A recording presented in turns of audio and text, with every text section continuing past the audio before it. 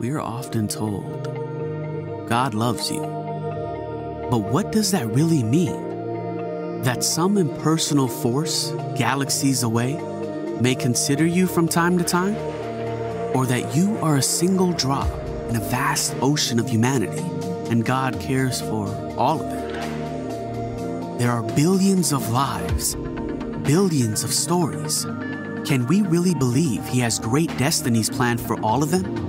Surely the ruler of the universe has more important affairs than to notice the needs of one singular individual. But hear this, nothing could be further from the truth. When God says, I love you, it means that He crafted every detail of your being. Your every feature is His perfect design. His mind perceives your worries and your thoughts. His heart is broken by your pain. You are His child, created in His image. Your value exceeds all the riches of earth. Your worth extends beyond the stars. And though you may be unaware, He's carefully constructing the events of your life to build His kingdom. If you are willing, He can and will achieve wonders through your hands. It is the deepest passion, the most meaningful promise. It is your security, your hope, and your future. It is the truth beyond doubt. God loves you.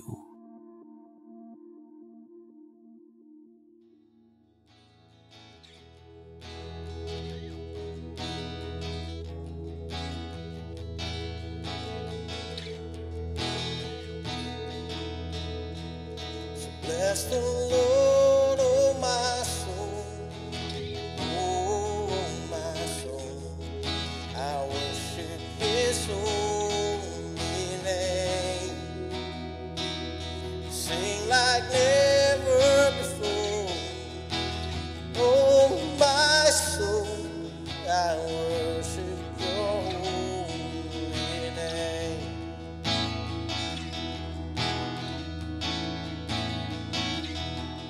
The sun comes up, it's a new day dawning.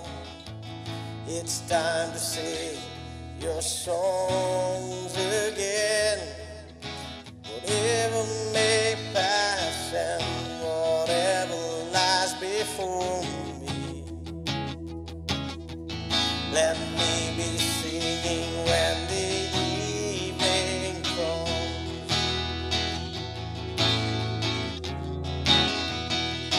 Bless the Lord, oh my soul, oh my soul. Worship His holy name. Sing like never before, oh my soul. I worship Your holy name.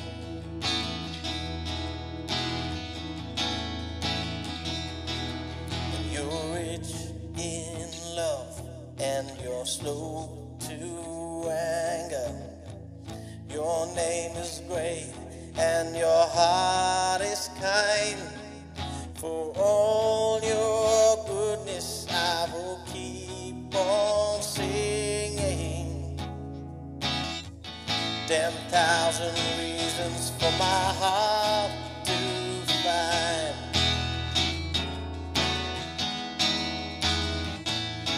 Bless the Lord, oh my soul, oh my soul. Worship His holy name. Sing like never before, oh my soul. I worship Your holy name.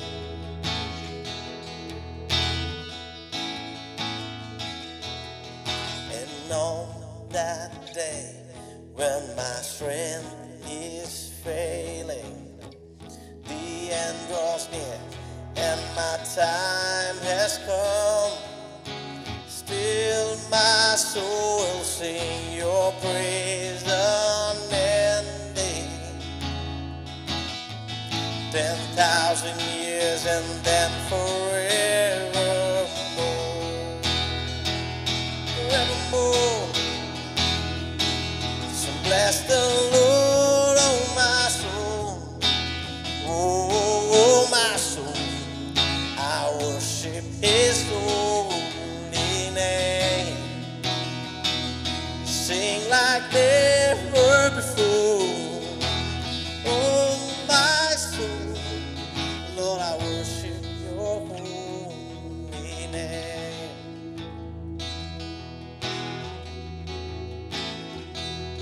Bless the Lord, oh, my soul. Oh, my soul. Worship His holy name. Sing like never before. Oh, my soul, I worship your holy name.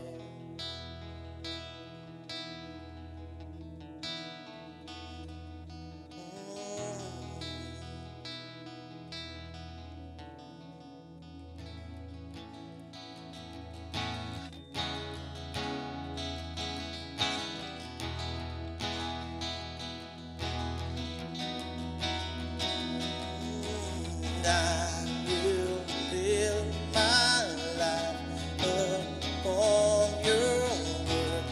It is a firm foundation, and I will put my trust in you alone, and I will not be shaken, and I will build my life upon your love. It is a firm foundation, and I will put my trust in you alone, and I will not be shaken. Holy, there is no one like you. There is none beside you. Open up my eyes in wonder and show me who you are, and fill me with your heart, and lead me in your love to those around me, and hold me. There is no one like you. There is none beside you.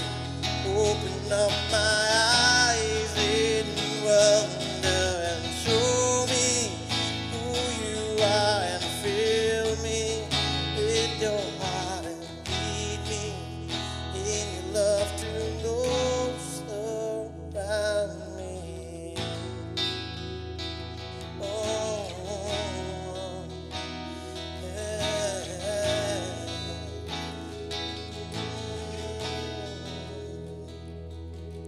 And I will build my life upon your word. It is a firm foundation. I will put my trust in you alone, and I will not be shaken. I will not be shaken. Oh, and holy, there is no one like you. There is none beside you. Open up my eyes in wonder and show me who you are, and fill me with your heart, and lead me in your love to those around me.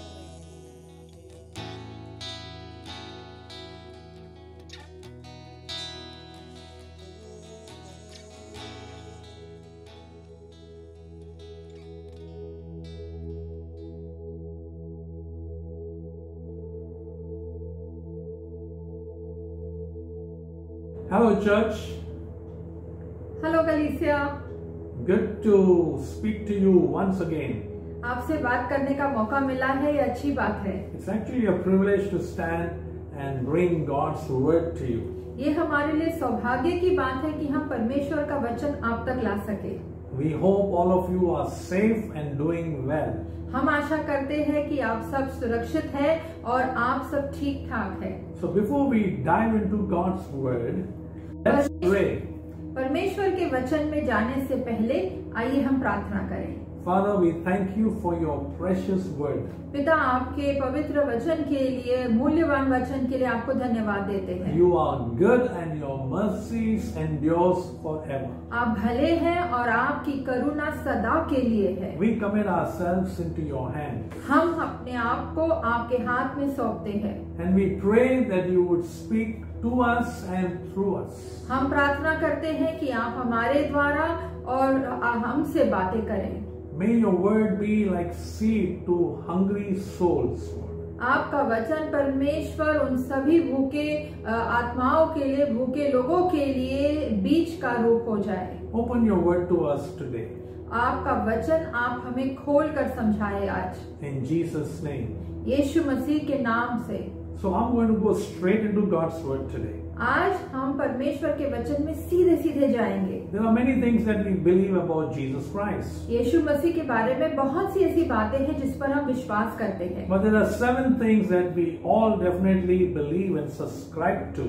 परंतु ऐसी 7 बातें तो जरूर है जिन्हें हम मानते हैं और उसके बारे में, उस पर हम ध्यान देते हैं। Our salvation is connected with that. हमारा जो उद्धार है इन 7 बातों को लेकर जुड़ा हुआ है। The first truth that we believe in is the virgin birth of our Lord and Savior Jesus Christ. तो इन 7 सच्चाइयों में से सबसे पहली सच्चाई ये है कि यीशु मसीह का जन्म एक कुंवारी के द्वारा हुआ। Jesus was conceived by the Holy Spirit and born of a virgin called Mary.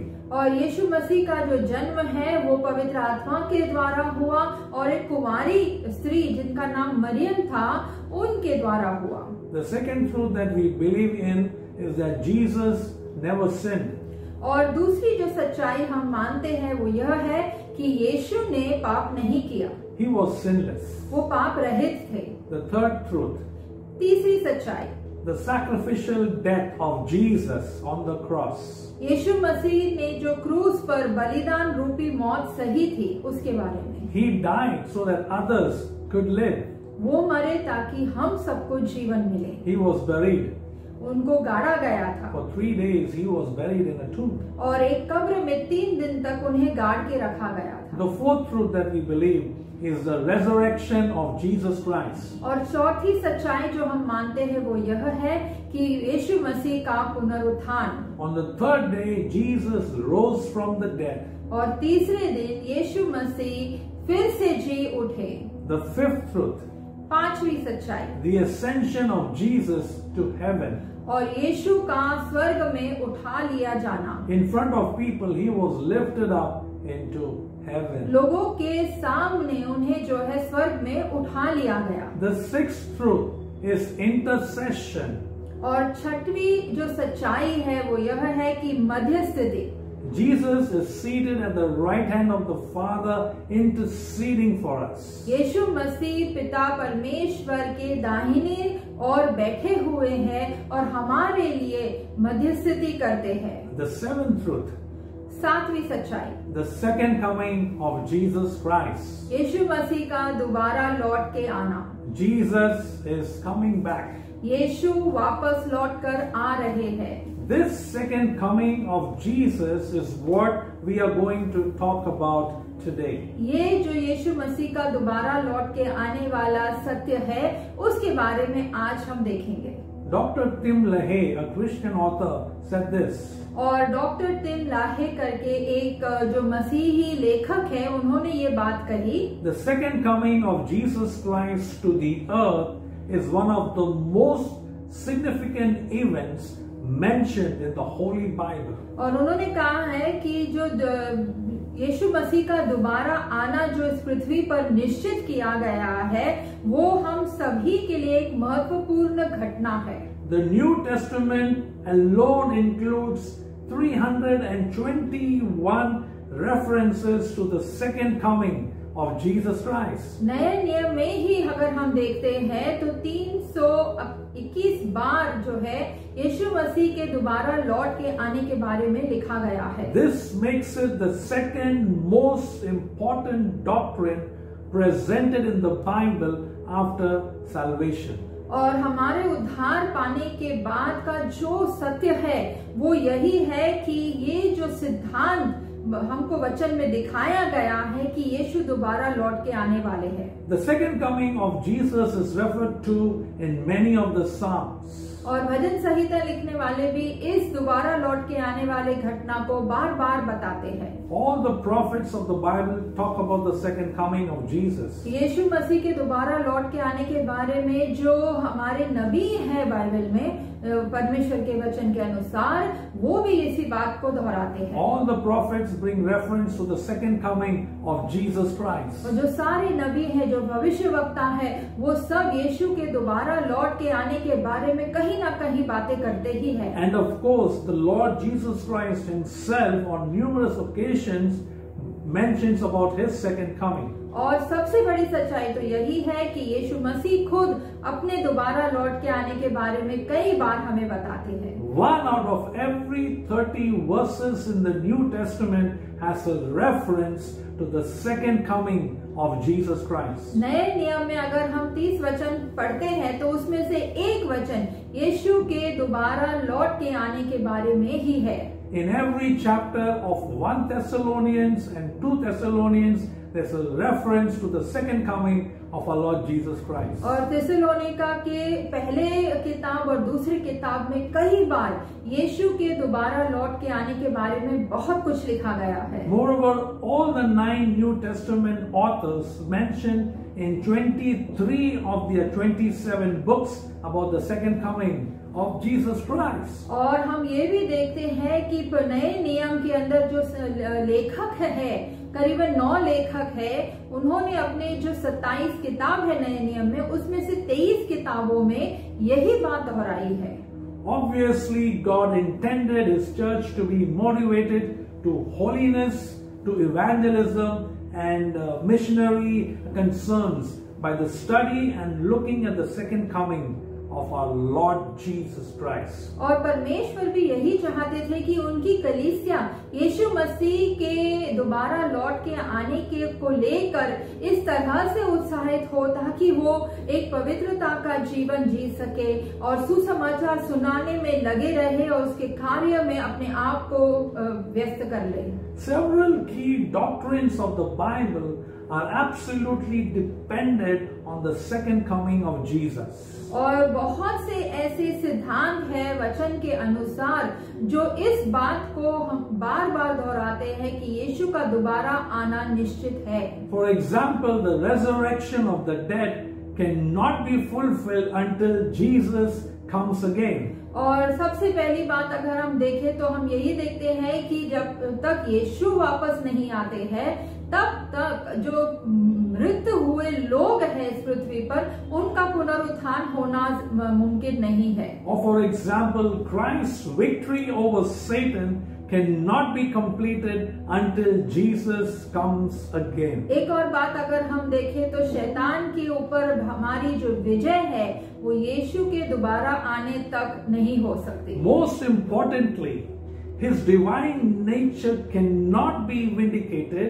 unless He comes to earth again, since He promised so many times that He is coming back. सबसे महत्वपूर्ण बात यह है कि यीशु बार बार अपने वचन में अपने बारे में कहते हैं कि मैं दोबारा लौट के आने वाला हूँ और उसे साबित करने के लिए उन्हें लौट के आना तो पड़ेगा ही. The Gospel of John chapter 14 verse 3, Jesus says, I will come again. यूहन्ना का 14 अध्याय और 3 वचन ये कहता है यीशु हमसे कहते हैं मैं वापस आऊंगा. If you're watching us with somebody sitting next to you, tell that person, Jesus said, I will come again. अगर आप इस प्रसारण को बैठकर कहीं किसी के संग देख रहे हैं तो उनको देखकर ये कहिए कि यीशु कहता है कि मैं वापस आऊंगा। In fact, therefore, the second coming of Jesus is not only a certainty, it is also a doctrinal necessity. इसीलिए यीशु मसीह का दोबारा लौट के आना केवल हमारे लिए एक जरूरत नहीं है, परंतु एक सिद्धांतीय जरूरत है। My beloved in Christ, some people might say, what second coming, second coming? We've been hearing about the second coming for so many years. और कुछ लोग ये भी कहते होंगे कि ये दोबारा लौट के आने वाली बात यीशु मसीह की इतने सालों से कहा जा रहा है, कभी आएंगे वो। Others who believe in this will say that, oh, you guys, you all are fools, you believe in such stuff. और कुछ लोग ये भी घूमकर कहेंगे कि तुम ऐसी बातों पर विश्वास करते हो, बड़े ही मूर्ख हो। In fact, all around, if we see, we look at people are living like Jesus isn't going to come again. अगर हम आसपास फिर कर देखें तो ऐसे लगेगा मानो जो लोग हैं वो यीशु के दोबारा लौट के आने का इंतजार नहीं कर रहे हैं, वो अपनी जिंदगी ऐसे ही व्यतीत कर रहे हैं। Church, listen to us very carefully. Jesus is coming back sooner than we think. ये कलीसिया, ये बात हम जो कह रहे हैं ध्यान पूर्वक सुनिए। यीशु मसीह बहुत जल्दी लौट कर आ रहे हैं और इतनी जल्दी कि हम सोच भी नहीं सकते। Let's look at a passage of scripture. आइए वचन से एक बात देखें। Let's turn our Bibles to Acts chapter 1 verse 4 to 11 and I'll ask Sherry to read that in Hindi. और हम प्रेरितों के काम का एक अध्याय उसके 4 से लेकर 11 वचन को हिंदी में पढ़ेंगे।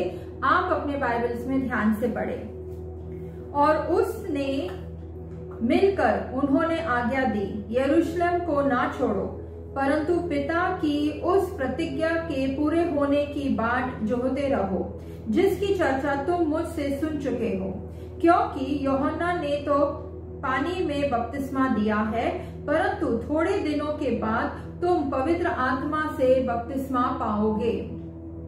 अंततः उन्होंने इकट्ठे होकर उससे पूछा, हे प्रभु, क्या तू इसी समय इस्राएल को राज्य फेर देगा? उसने उनसे कहा, उन समयों या कालों को जानना जिनको पिता ने अपने ही अधिकार में रखा है तुम्हारा काम नहीं, परंतु जब पवित्र आत्मा तुम पर आएगा तब तुम सामर्थ्य पाओगे और यरूशलेम और सारी यहूदा और समरिया में और पृथ्वी के छोर तक मेरे गवाह होंगे। यह कहकर वह उनके देखते देखते ऊपर उठा लिया गया और बादल ने उनकी आंखों से छिपा लिया। उसके जाते समय जब वे आकाश की ओर ताक रहे थे तो देखो, 2 पुरुष श्वेत वस्त्र पहने हुए उनके पास आ खड़े हुए और उनसे कहा, हे गलीली पुरुषों, तुम क्यों खड़े आकाश की ओर देख रहे हो? यही यीशु जो तुम्हारे पास से स्वर्ग पर उठा लिया गया है, जिस रीति से तुमने उसे स्वर्ग को जाते देखा है, उसी रीति से वह फिर आएगा। You see, this passage, like many other passages in the Bible, talks about the second coming or the return of Jesus Christ. और जैसे हम बताना चाहते हैं कि जब ये वचन हम पढ़ चुके हैं, इससे हमें ये साबित होता है कि यीशु मसीह का दोबारा लौट के आना निश्चित है। So it tells us 2 very important things. और 2 ऐसी महत्वपूर्ण बातें इस वचन के द्वारा हमें मिलती है। And that is what we are talking to you today. और आज का हमारा जो बात है वो आपसे इसी के बारे में है। Number 1, He is coming back. पहली बात, वो वापस आ रहे हैं। And number 2, और दूसरी बात, get ready. तैयारी कर लीजिए। He is coming back. वो वापस आ रहे हैं। He is coming back. वो वापस आ रहे हैं। He is coming back.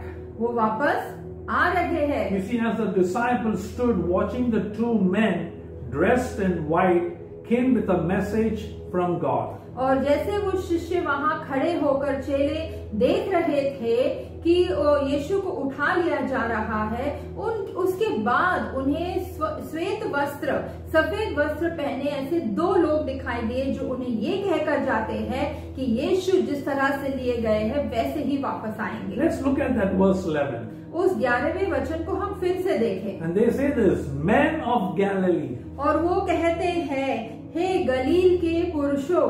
Today it could be men, you and me. आज हमारे नाम को लेकर आप और हमारे बारे में ये बात होगी। Why do you stand gazing into heaven? तुम आकाश की ओर इस तरह से क्यों देख रहे हो? This same Jesus, ये वही यीशु है who was taken up from you into heaven, जो आपके सामने स्वर्ग में उठा लिए गए will हैं, so come in like manner as you saw him go to heaven. कि जिस रीति से तुमने उन्हें उठाते हुए देख लिया है, उसी रीति से वो वापस भी आएंगे। I think the picture is very clear. He is coming back.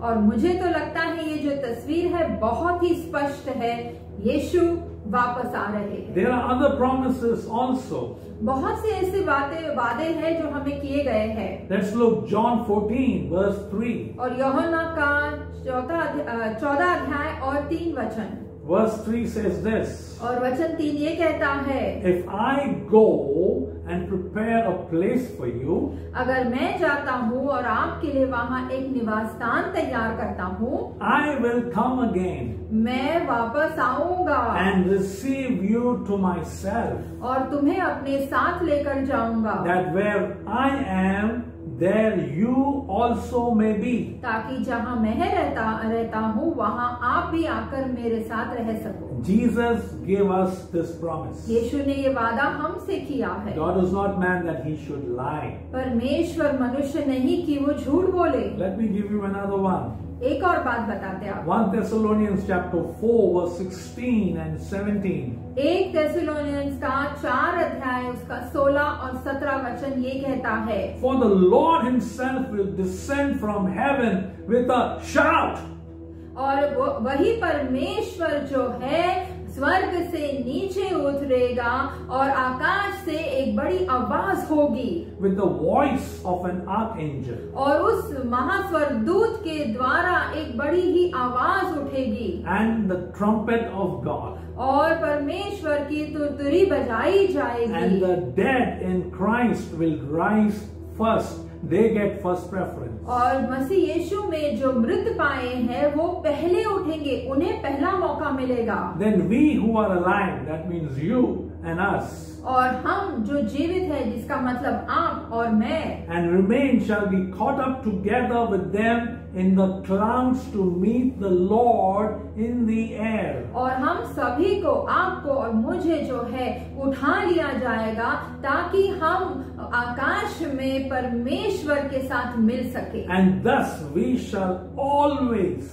always, always be with Jesus Christ. और तब हम हमेशा हमेशा हमेशा के लिए परमेश्वर यीशु के संग रहेंगे। Would you want to be part of that event? क्या आप इस घटना के भागी बनना चाहते हैं, Where we will meet Jesus in the air.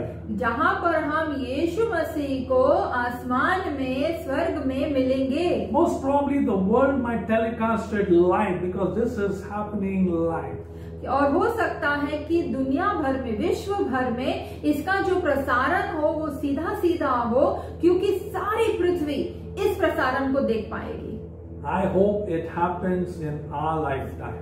मैं यही आशा करता हूँ कि मेरे जीवित रहते रहते ऐसी ये घटना हो। Lord Jesus, come soon. प्रभु यीशु जल्द आ जाइए। It comes with the rapture of the church. It begins with the rapture of the church. और इसकी जो शुरुआत है ये उस वक्त शुरू होगी जब सब मसीह के जो लोग हैं उन्हें परमेश्वर के पास उठा लिया So जाएगा। don't be left behind. इसीलिए ऐसा कुछ ना करो कि आपको पीछे छोड़ दिया जाए, Because if you're left behind, you will have to go through tribulation. क्योंकि अगर आपको पीछे छोड़ दिया जाता है और यीशु के संग नहीं उठा लिया जाता है तो आपको बहुत ही दुखद घटनाओं का सामना करना पड़ेगा। Now, what's a tribulation? That's a separate topic by itself. और ये दुखद घटना के बारे में हम जो बता रहे हैं, इसके बारे में हम फिर कभी बताएंगे। There are 3 schools of thought. Very quickly, I'll throw this in. और आपको बहुत जल्द संक्षेप में हम इसके बारे में बता देते हैं। Some believe in the pre-tribulation, some in the mid-tribulation, some post-tribulation. कुछ लोग जो है इस बात को मानते हैं कि ये जो सताव है, ये जो परेशानी वाला वक्त आने वाला है, उसके 3 भाग है, उसकी शुरुआत है, उसके मध्य का भाग है और उसके बाद का भाग है। I would love to believe in the pre-tribulation, that we would go with Jesus and then the tribulation can start. I don't want to be here for the tribulation. और मैं तो यही सोचता हूँ कि मैं उस सताव का जो वक्त है, परेशानी का जो वक्त है, शुरू होने से पहले ही यीशु मसीह के संग उठा लिया जाऊं, क्योंकि मैं उस सताव के वक्त नहीं रहना चाहता यहाँ पे। Anyway, too much bad things happening around. वैसे ही अभी कितनी सारी बातें हमारे इर्द गिर्द हो रही है जो तकलीफ दे है। So be ready for the rapture. इसीलिए परमेश्वर के पास उठाए लिए जाने का तैयारी कर लीजिए। Now, if you are here and listening to us, अगर आप यहाँ आज मौजूद हैं और हमारी बातें सुन रहे हैं and you don't know Jesus Christ, और आप यीशु मसीह को नहीं जानते हैं, that means you are not ready to go up to meet the Lord in the second coming. तो इसका मतलब यह हुआ कि उस यीशु के दोबारा लौट के आने के वक्त के लिए आप तैयार नहीं है। You must know Him and have a personal relationship with Jesus to be caught up with Him as He comes for the church. आपको यीशु को जानना जरूरी है, उनके साथ एक संबंध जोड़ना जरूरी है, अगर आप चाहते हैं कि उनके दोबारा लौट आने के वक्त पे आपको भी वैसे ही उठा लिया जाए। See, He's coming back for us, those who believe in Him. जो लोग परमेश्वर यीशु पर विश्वास करते हैं, उन्हें वापस लेने के लिए वो दोबारा तो जरूर आ रहे You हैं। can put your trust and your faith in Jesus today, in fact, right now. आप यीशु मसीह में अपना विश्वास और अपना भरोसा रख सकते हो, आज ही आज कर लीजिए। He is the Son of God वो परमेश्वर के पुत्र है, who left the glory of heaven जिन्होंने स्वर्ग की महिमा को छोड़कर and He came to earth. इस पृथ्वी पर आए He preached about the good news और उन्होंने सुसमाचार के बारे में बताया of how we can know God as our personal Savior. किस तरह से हम यीशु मसीह को हमारे व्यक्तिगत उद्धारकर्ता के रूप में जान सकते हैं, Of how we can have our sins forgiven किस तरह से हमारे पापों को क्षमा किया जा and सकता how है we can receive the gift of eternal life. और किस तरह से हम अनंत काल जीवन का जो तोहफा है पा सकते हैं And how we can walk with Him in a relationship on a day-to-day basis. और किस तरह से हम उनके साथ एक संबंध जोड़कर उस रिश्ते में रोज उनके साथ हम जुड़े रहे। The people rejected Him, बहुत से लोगों ने उन्हें ठुकरा दिया है, crucified Him, killed Him, buried Him. उन्हें जो है क्रूस पर लटकाया, उन्हें वहां मार दिया और उन्हें गाड़ दिया। But God the Father, as promised, rose Him or raised Him from the dead on the 3rd day. परंतु पिता परमेश्वर ने कहा था कि 3 दिन बाद जो है उनका पुनरुत्थान होगा और वैसे ही हुआ। And He met with so many people.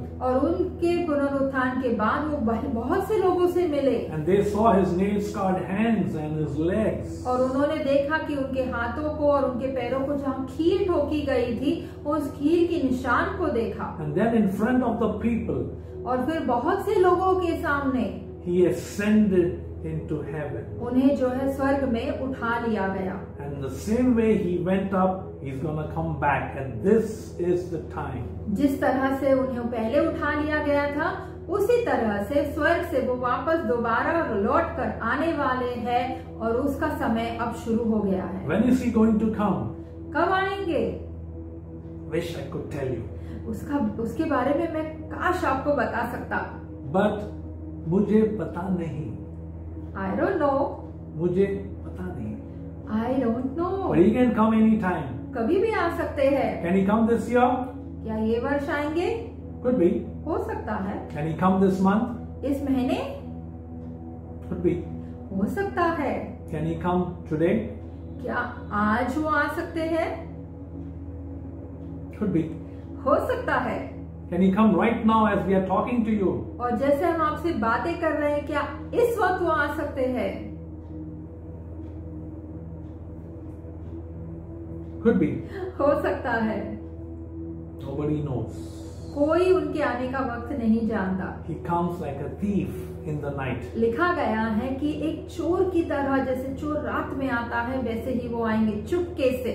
But you can be part of a church and still be left behind. आप हो सकते किसी कलीसिया के भाग हैं, चर्च जाते हैं, लेकिन फिर भी आपको पीछे छोड़ दिया जा सकता You है। might be speaking in tongues and praying for the sick, but you can still be left behind. आप जो है अन्य भाषाएं बोल सकते हैं, लोगों की सेवा कर सकते हैं, लेकिन फिर भी आपको पीछे छोड़ दिया जा सकता है। You might be baptized, but can still be left behind. आपका बपतिस्मा भी हो चुका होगा, फिर भी आपको पीछे छोड़ दिया जा सकता है। But you cannot be left behind if you have put your faith in Jesus and you're walking with Him in a personal relationship. परंतु अगर आप यीशु मसीह पर भरोसा करते हैं, अपना विश्वास उनके ऊपर रखा हुआ है और उनके साथ एक व्यक्तिगत रिश्ता जोड़े हुए हैं, तो आपको पीछे छोड़ के जा नहीं सकते। Listen to what Jesus said to Nicodemus in John chapter 3 and verse 3. और यूहन्ना का जो 3रा अध्याय है और 3रा वचन है, यहाँ पर यीशु निकोदेमस नामक एक व्यक्ति से ये कहते हैं, Most assuredly I say to you, unless one is born again, he cannot see the kingdom of God. मैं ये सच सच कहता हूँ कि जब तक कोई व्यक्ति का नया जन्म ना हुआ हो, दोबारा जन्म ना हुआ हो, तब तक वो परमेश्वर के राज्य को नहीं देख सकता। So here's our question. तो एक प्रश्न आपसे करते हैं, Are you born again? क्या आपका नया जन्म हुआ है? Are you sure? क्या आपको पता है ये सही है? Are you really sure you are born again? क्या आपको भरोसा है कि आपका नया जन्म हुआ है? You better be sure. आपको निश्चित कर लेना चाहिए। So how will this happen? ये कैसे होगा? It will be instantaneously. ये एकदम अचानक होगा। The Bible teaches us that the coming of Jesus Christ will be sudden, unexpected and dramatic. और बाइबल हमें ये बताती है कि यीशु का जो आना है वो बहुत ही अचानक होगा, किसी के कोई उसके बारे में सोच नहीं पाएगा और बहुत ही नाटकीय रूप में होगा। It will come as a surprise. सभी के लिए एक अचंबा होगा। It will take most people by surprise. ये बहुत से लोगों को जो है अचंभित कर देगा। 1 Thessalonians chapter 5 verse 2. 1 थेसलोनियंस का 5वां अध्याय और 2रा वचन, For you yourselves know perfectly that the day of the Lord so comes as a thief in the night. और आप अपने आप में ही ये जानते हो कि परमेश्वर का जो दिन है, उनके दोबारा आने वाला दिन, वो इस तरह से होगा जैसे एक चोर रात में आता है। Let me give you another one. 1 Corinthians 15:52. और एक और हम आपको वचन देते हैं, 1 कुरिन्थियंस उसका 15वां अध्याय और उसका 52 वचन। In a moment, in the twinkling of an eye, at the last trumpet. एक झटके में, एक पलक झपकाते ही और उस आखिरी तुरतुरी की आवाज पे, That's how he's going to come. उसी तरह से आएंगे वो। It will be in like manner, like the angel said. और जिस तरह से स्वर्गदूतों ने उस वक्त कहा था जब वो उठा लिए जा रहे थे, कि उसी तरह से वो वापस भी आएंगे। Which means like the way he went up, the same way he will come. इसका मतलब यह हुआ कि जिस तरह से उन्हें ऊपर उठा लिया गया, उसी तरह से वो दोबारा आएंगे। Which means the whole world will be able to see with their eyes. और इसका मतलब यह भी हुआ कि सारे पृथ्वी के निवासी इस घटना को अपनी आंखों से देख पाएंगे। And it will be in his glorified humanity. और वो जो है अपने महिमावंत शरीर में या मानव रूप में आएंगे। I have reasons to believe that even the blind people will be able to see his second coming. और मेरा तो यह विश्वास और मानना है कि जो अंधे हैं वो भी उनको अपनी आंखों से देख पाएंगे। We shall see him face to face. हम जो है अब उनके सामने खड़े होकर उन्हें चेहरे से चेहरा देख सकते हैं। This is a certain statement that it will be literal and a visible second coming. और ये एक निश्चित बयान करने वाली बात यही है कि शाब्दिक रूप में और दृश्यमान रूप में परमेश्वर जरूर लौट कर आएंगे। So how do we be ready for this? What should our attitude be? तो इसकी तैयारी हम कैसे करें? We should be busy. हमें व्यस्त होना है। Our attitude should be हमारा जो बर्ताव है वो इस तरह का होना चाहिए। watching, देखते रहो, praying, प्रार्थना करते रहो, waiting for Him, उनके आने का इंतजार करो and longing in our hearts for Him. और उनके आने का और यीशु मसीह को लेकर एक तीव्र इच्छा हमारे अंदर होनी चाहिए। भाई वो जल्दी आने वाला है। Hey, he's coming back again. Now in Acts chapter 1 verse 8 the Bible says, और प्रेरितों के काम के 1 अध्याय और 8वें वचन में ये लिखा हुआ है that we should be busy sharing the gospel of Jesus Christ. कि हमें जो है पवित्र परमेश्वर का सुसमाचार सुनाते रहना चाहिए। Again, John chapter 9 and verse 4. यूहन्ना का 9वां अध्याय और 4 वचन ये कहता है, We must do the works of Him who sent me while it is day. कि उन्होंने जो कार्य मुझे करने के लिए दिया है उसे मुझे करना है जब तक दिन है। Night is coming when no man can work. रात आ रही है और उस वक्त कोई कुछ नहीं कर पाएगा। And there's so much we can say about His second coming. उनके दोबारा लौट आने के बारे में हम बहुत कुछ कह सकते हैं। We have given you a biblical basis that Jesus is coming soon. हमने आपको वचन के द्वारा बहुत सी ऐसी बातें बताई है जिससे ये साबित होता है कि वो दोबारा लौट के आने वाले हैं। We want you to know from the scriptures He is coming back. हम चाहते हैं कि वचन के द्वारा आप इस बात को निश्चित मान ले कि यीशु मसीह दोबारा लौट के आने वाले हैं। We want you to believe in your hearts that He is coming back. हम चाहते हैं कि आप इस बात पे विश्वास करें कि वो लौट कर आ रहे हैं। Let me close with this. इस बात को लेकर मैं अंत करता हूँ। I want to ask you a question. मैं एक प्रश्न करना चाहता हूँ आपसे। Seriously, गंभीर सवाल है। are you ready? क्या आप तैयार हैं? No, seriously. Seriously, are you ready? ये सच में क्या आप तैयार हैं? Like if Jesus was to come this moment, would you be ready to meet Him in the air? अगर यीशु मसीह इस वक्त वापस लौट कर आते हैं तो क्या आपकी तैयारी पूरी हो गई कि आप उनसे मिल सकते हैं? Or you think that you would be left behind? या आपको लगता है कि शायद आपको पीछे छोड़ दिया जाएगा? So we need to be prepared and ready. हमें तैयार रहना है। No one knows the hour of the day when He is going to come. कोई नहीं जानता कि किस वक्त आएंगे, कौन से दिन आएंगे। So be ready. तैयार रहिए। If you are here and you do not know Jesus as your Savior, अगर आप इस बात को सुन रहे हैं तो और यीशु मसीह को नहीं जानते हैं, or you're not sure that you will go up with Him as He comes, या आपको ये बात निश्चित नहीं है कि आप उनके संग वापस लौट कर जाएंगे, we want you to listen to us very carefully now. इस वक्त हम चाहेंगे कि आप ध्यान पूर्वक हमारी बातें सुने। The very first thing you need to do is admit, confess that you are a sinner. सबसे पहली बात जो आपको करना है वो यह है कि आप मान ले कि आप एक पापी हैं। Repent and turn away from your sin.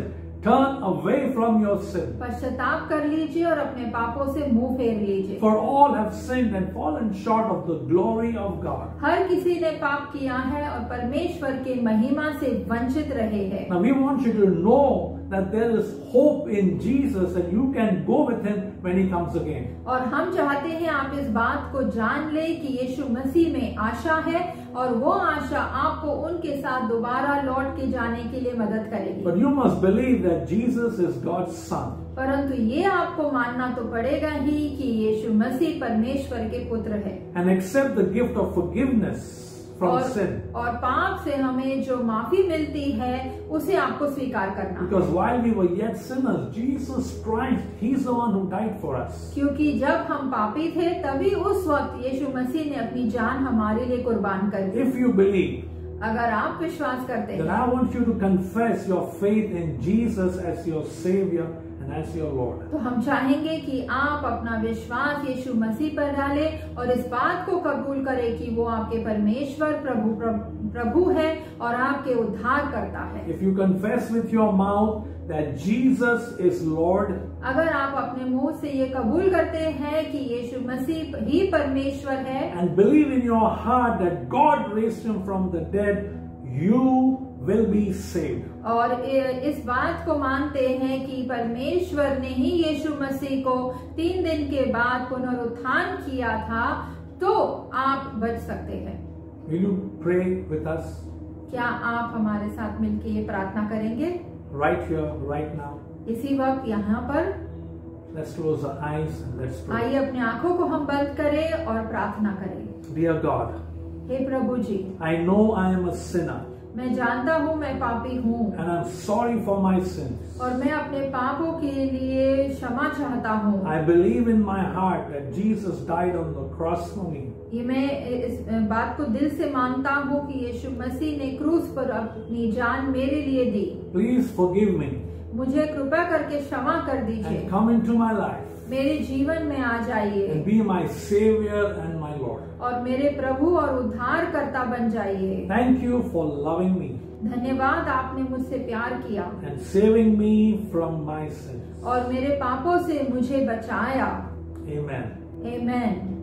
If you said this prayer with your heart, अगर ये प्रार्थना आपने दिल से की है then God has forgiven you of your sins तो परमेश्वर ने आपको अपने पापों से क्षमा दे दी है and given you the gift of eternal life. और अनंत काल के जीवन का तोहफा आपको दिया है।